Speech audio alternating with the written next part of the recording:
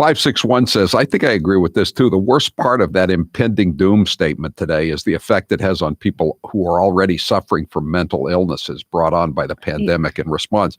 And I think it intensifies the paranoia that these people feel.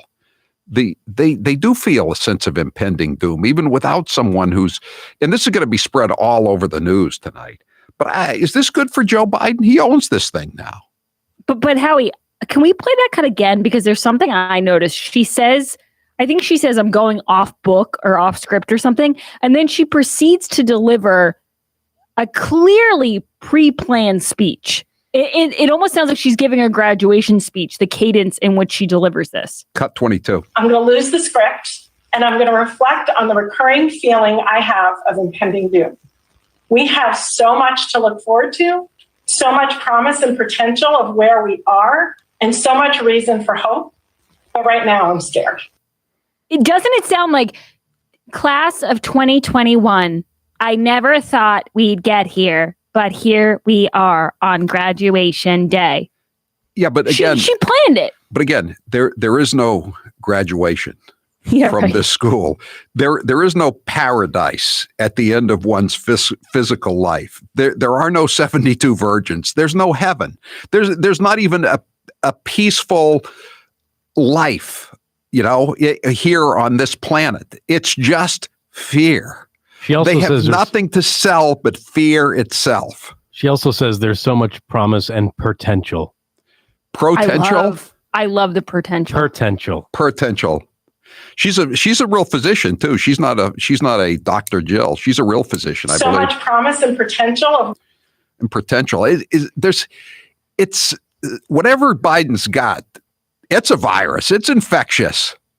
But Howie, she's going off script like Ted Kennedy went off script for the last part of his apology. Right, Chappaquiddick. When he turns to a different set of cue cards. Yeah. Let me go off script as I read from something, and that's my pet peeve. If you're going to go off script, at least make it seem a little bit believable. Let's play. We might as well play the other cut. This is the other cut that she just continues in this vein. You know what, Grace, you may be onto something, because this is a good way to allow the alt left media to change the subject from the fiasco at the border. Although if the low info voters are thinking this thing through, wait a second, they're letting in all these illegal aliens who are testing positive, and then they're sending them into the heartland. Now they're saying there's a spike in cases. Could there be some connection between these two things? I mean, they've again, I don't really believe in the notion of super spreading, but if you do believe in the new notion of super spreading, what could be a better super spreader than the influx of hundreds of thousands of indigent, illiterate, non-English speaking, unskilled, COVID positive illegal aliens? The part of it that stuck out to me is when she said, I'm going to go off script here, because then all the people on CNN were like, wow, I think it was Brooke Baldwin say that it was so powerful, like as if she had to go off grid to get this message out, even though people didn't want her to say it. I'm going to do it anyway. And so once I saw the media picking up that talking point of like, whoa, this is really chilling stuff here, she went off grid, I was like, oh, this is so contrived. Yeah. And again, it's not like she's just another Biden lackey. She's Mr. and Mrs. John Q. Six-Pack from Anytown, USA. Cut 23. Right.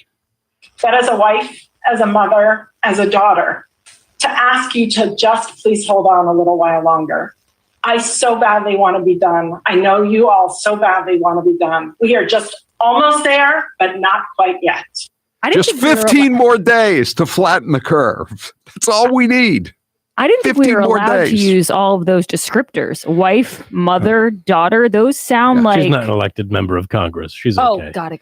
Okay. As a husband, a father, and a son, let me say... How dare you! Shut the bleep up. And as a blonde, Howie, don't forget that. As a blonde. As a late life blonde. Okay, so I have to add something in here.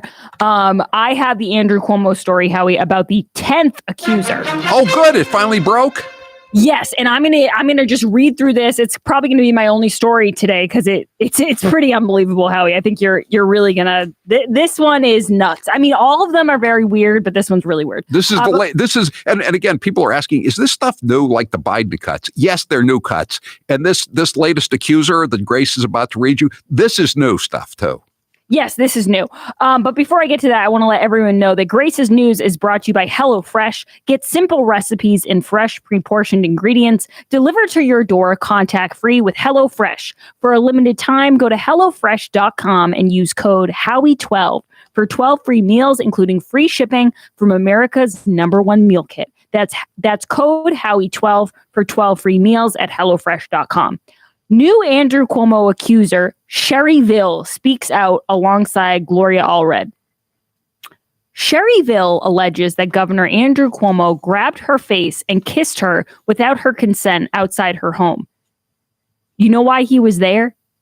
What do you mean? Like this was like outside on like the front steps or the in the driveway or something? Well, there's was he holding a boombox over his head? There's a lot of with the instrumental of Danny Boy playing over it. There's a lot of different things happening in this story that we will get to, but I want you guys to try to guess why was he at her house? That's the part of the story for me that blows my mind. His cell phone was malfunctioning again. No, he was touring her flood-damaged home in 2017. Because remember how in Greece, New York, they had a bunch of floods? Right.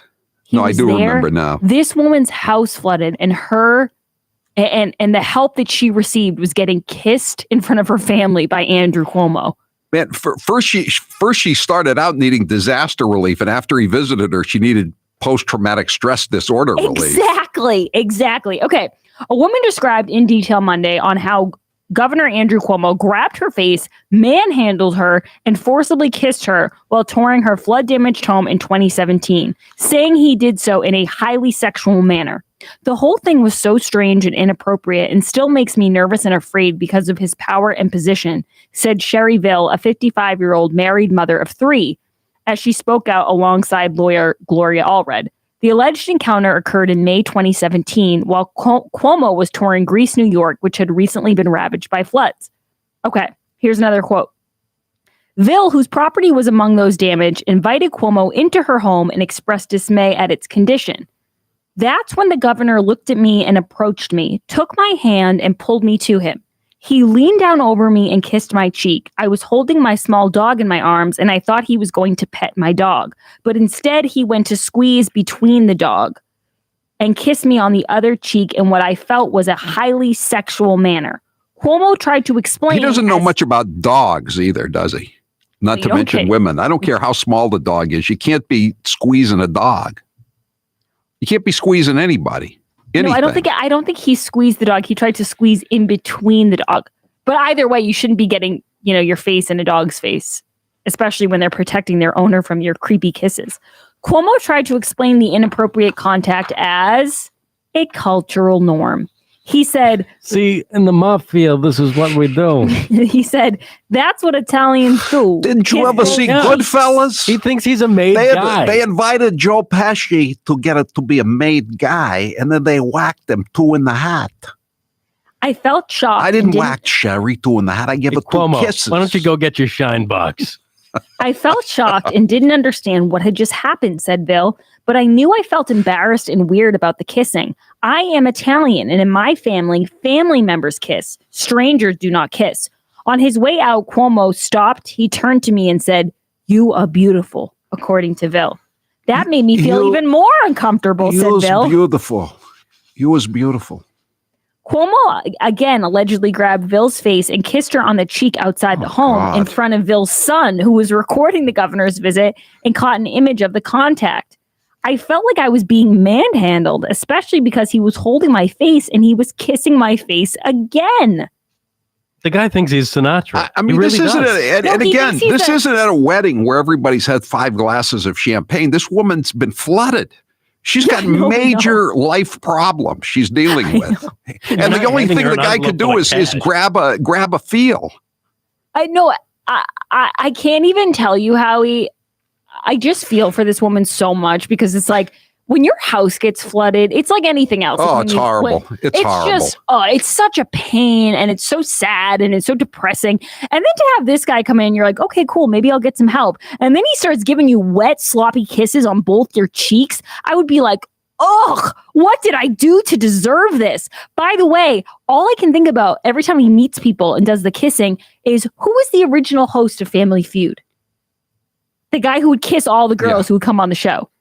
Yeah, He thinks it's like an episode of Family Feud it's a from Hollywood. 1975. Richard Dawson. It's a showbiz thing to do, right? Yeah, except for once Harvey Weinstein, kind of. But I'm just reading the story. Ville also later received a signed letter from the governor, along with 2 photographs of him shaking her hand inside the door. Look what the governor sent me in the mail. The letter was addressed specifically to her, even though Cuomo had also met her husband and son that day. So it wasn't Mr. and Mrs. Ville or the Ville family of Greece, New York. This was It's just something to remember me by. This horrible time in your life. May you treasure it every day. It's also just funny to me that he always says it's a cultural norm. And then him and his brother, whenever someone brings up like The Godfather, they try to say, oh, remember Fredo said, oh, it's a slur. It's an ethnic slur to compare me to Fredo. And then meanwhile, Andrew's kissing everybody. And then he says, oh, it's because I'm Italian. Like, which one is it? Are you allowed to blame your Italian ancestry or not? This is a stranger one, because usually the most of the earlier accusers have been kind of light-haired, blondish, and very young.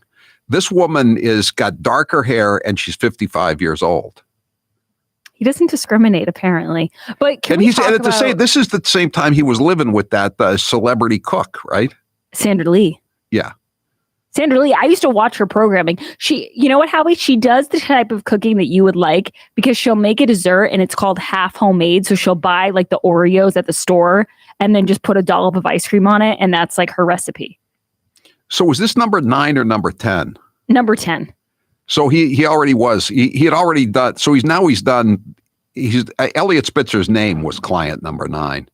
So we have, the former governor was client number 9, and now we have Cuomo has now reached double digits of women accusing him of harassing them.